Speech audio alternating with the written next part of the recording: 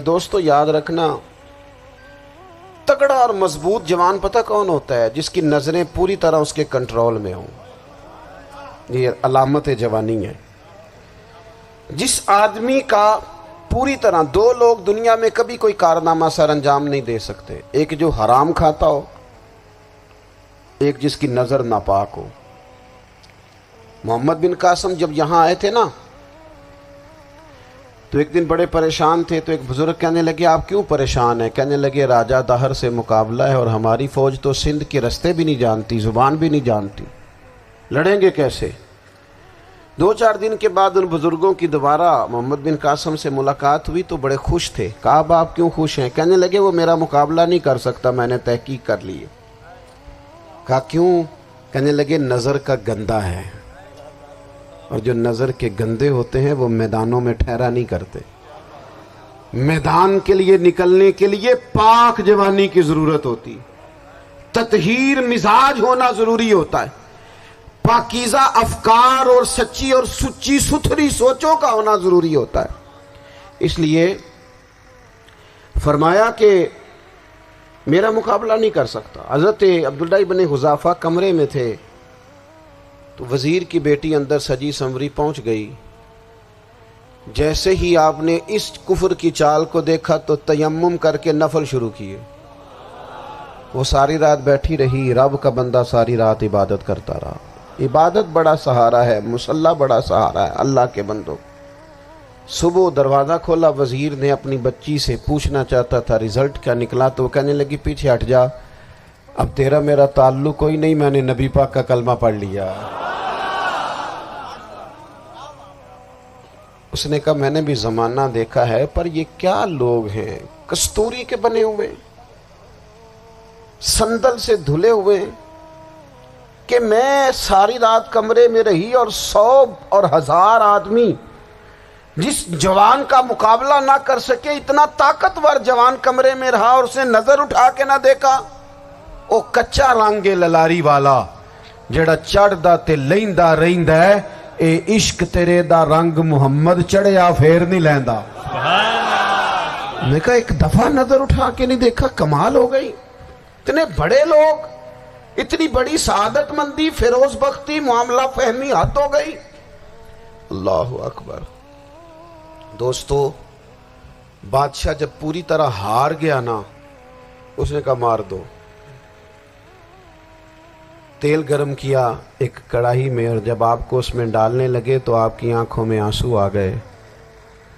بادشاہ کا خیال ہوا شاید نرم ہو گئے ہیں. کہنے لگا روئے کیوں؟ فرمانے لگے سوچتا ہوں جان ہی ایک ہے، کتنا مزہ ہے اس کی راہ میں جان دینے کا، کتنی لذت ہے اس کے نام پر مرنے میں، کتنا لطف ہے.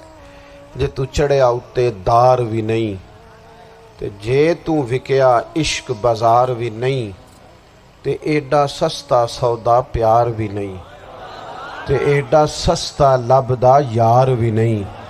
کئی جنگل گانے پیندے نی، کئی دوزخ لنگنے پیندے نی، جے وہ اس ملوں بھی مل جاوے ایدوں سستا ہور بپار بھی نہیں.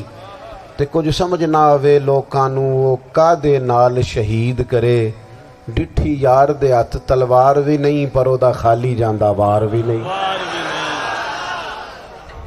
کہنے لگے ایک جان ہے نا، تو دل کرتا ہے ہزاروں ہوتی تو ایک ایک کر کے محبوب کے نام پہ قربان کرتا. جب میرے پاس ہے ہی ایک، کروں کیا؟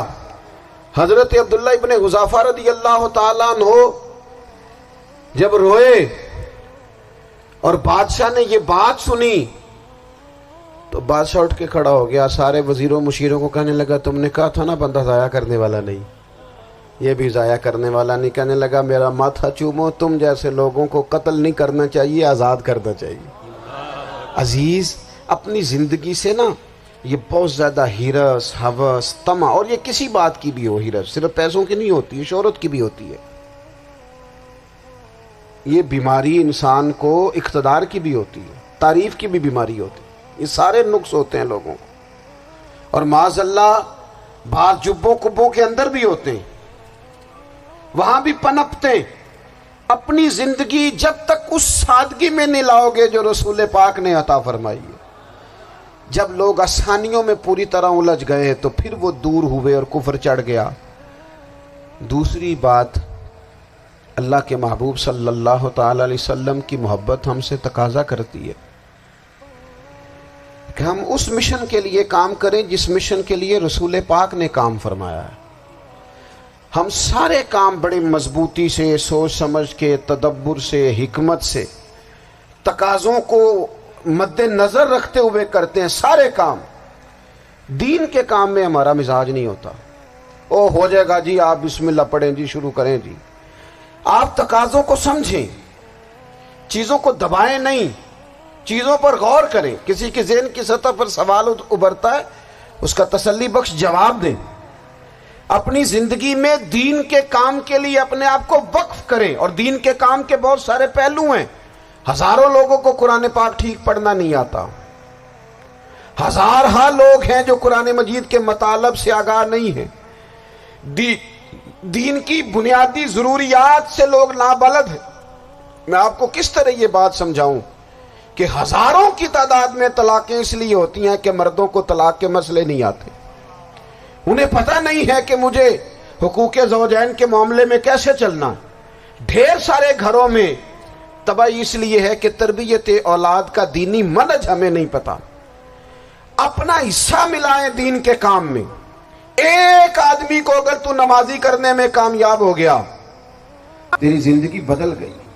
وہ دین بیزار لوگ جو ہمارے بیچ بیٹھ کے ہماری نوجوان نسل کو پگڑی اور داڑھی کا نام لے کے بنیادی طور پر دین سے دور کرتے، ایسے نوجوانوں کو دین کا پیغام محبت دے کر دین کے قریب کرنا ہماری ڈیوٹیوں کا حصہ ہے۔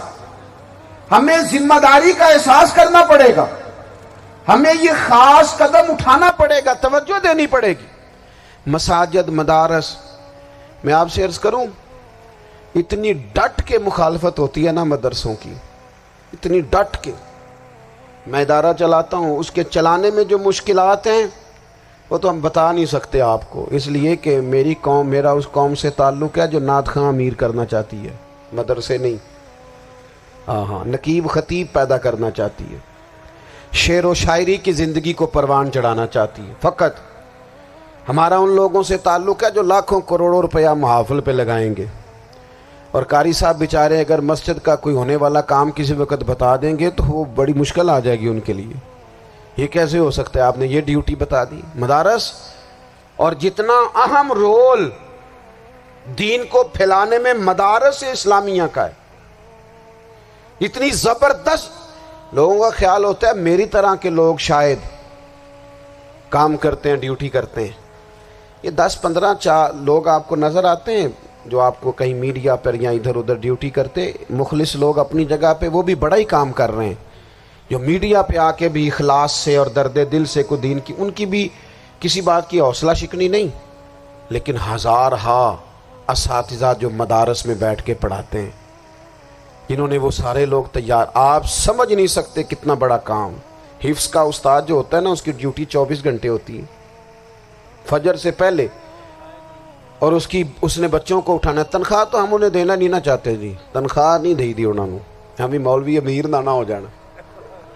مولوی نو تے سوٹ بھی 27ویں والی رات دے ہے تاکہ کدھر سوان کے عید والے دن پا نہ لوے، کیونکہ 27ویں تو بعد تے درزی پھڑتا ہی کوئی نہیں، کیوں حضرت؟ ایسا ہی ہے نا، اس وقت تو نہیں نہ لیتا۔ تو ہم چاہتے ہیں مولوی ہماری مرضی کے ہماری طرح کا سوٹ نہ پہن لے۔ مدارس کی مضبوطی آپ یہ دیکھ لیں، یہ صلاح الدین ایوبی کا تعلق بھلا کس چیز سے تھا؟